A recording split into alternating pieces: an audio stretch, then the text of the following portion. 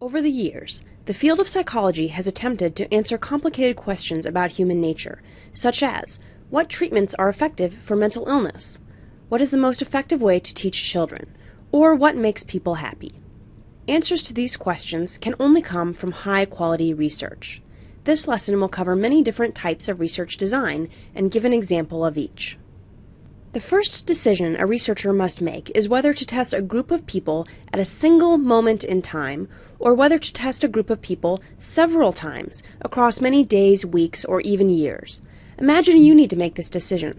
What are the pros and cons of each choice?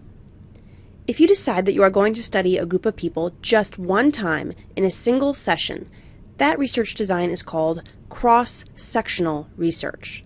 An obvious pro or advantage to cross-sectional research is that it is relatively easy and inexpensive. It's also easier to do your study using a large group of people because you only need them for a single session. It's easier to get people to agree to be in a study if it only takes a single hour or single day.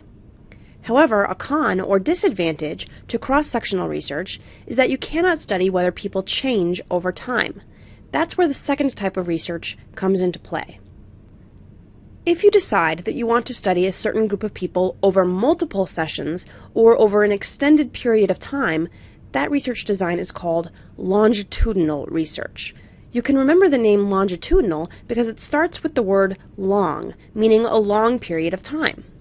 The advantages and disadvantages of longitudinal research are the exact opposite of cross-sectional research.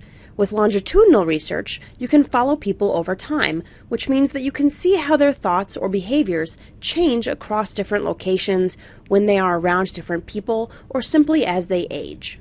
For example, imagine you are studying happiness. You could study whether someone who is happy today is still happy next week, next month, and next year.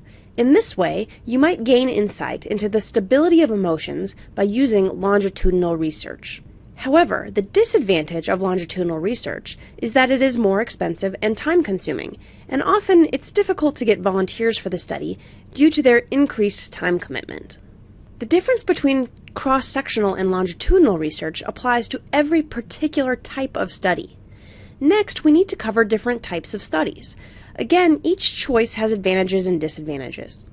Imagine that you want to study happiness in children. This example will be used for the rest of the lesson to illustrate the differences between each type of research design. The first option you have is called a case study. A case study is defined as the use of a single person in a research study. For our example of studying happiness in children, imagine that a particular child has been identified by his teachers as always being extremely happy. A researcher might study this child in depth to attempt to understand why he is so happy. The advantage of a case study is that it allows a researcher to gain a lot of in-depth, detailed information due to the close examination of this single case. However, a disadvantage is that what you learn about this particular person might not be true of anyone else. So it may be difficult to make general conclusions about what makes other people happy, because you only really know about this single person. The next option researchers have is called a field study, or sometimes this is called a naturalistic study. Here, instead of asking participants to come to a strange lab to be studied, the experimenters observe the participants in their natural environments. For example, if you wanted to study happiness in children, you might observe children at school or on a playground. Don't get confused and think that just because it's called a field study, you actually have to go out into a field. The term simply means that you are not in a lab. Instead, you are in a natural environment. The advantage of a field study is that the behaviors you observe will certainly be more natural, because ideally, you are simply watching what would have happened anyway, even if you weren't there. The disadvantage of a field study is that you have no control over the environment, so you can't really test the impact of changes to that environment, and you can't really ask the participants any questions, because that would be interrupting their natural behaviors.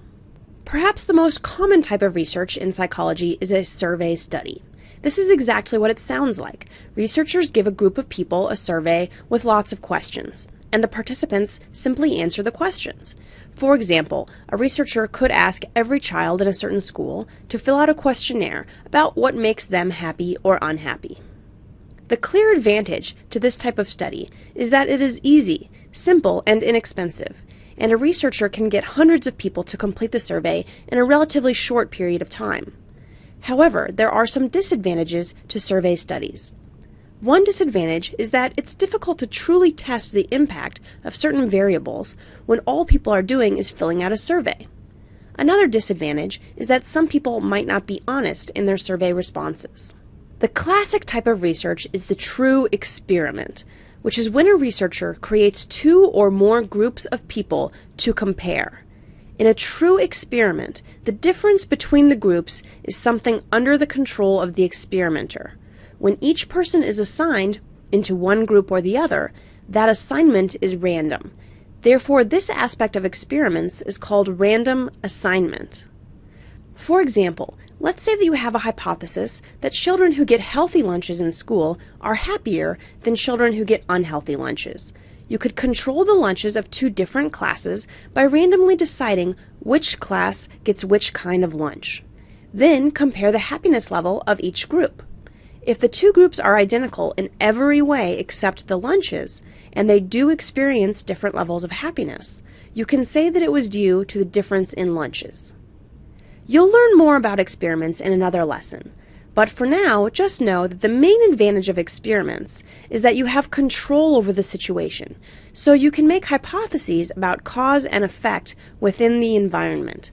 The main disadvantage is that experiments require a lot of advanced planning and control over the participants for them to be done correctly. The final type of research design is a quasi-experiment. You just learned about true experiments, where researchers compare two or more groups that they have created. In contrast, in a quasi-experiment, researchers are still comparing two or more groups, but the groups were not created by the experimenter. Instead, they occurred naturally. In other words, quasi-experiments do not have random assignment.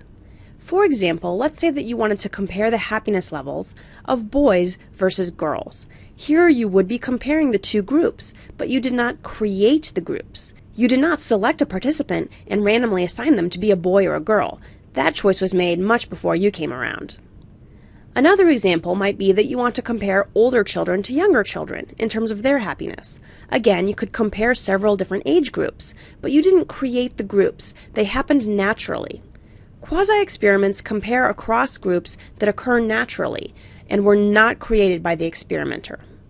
The advantage of quasi-experiments is that they often answer interesting questions, such as gender or age differences. But the disadvantage is that we can't really be sure of why any differences occur. For example, let's say that we do find that boys are happier than girls. We still don't know why that difference exists.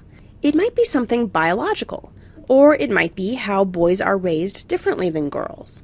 Or it might be that girls are not given as many social advantages as boys. Until we do a true experiment where we can sort out these different possible causes, a quasi-experiment is helpful in identifying differences across naturally occurring groups, but not in telling us why those differences exist.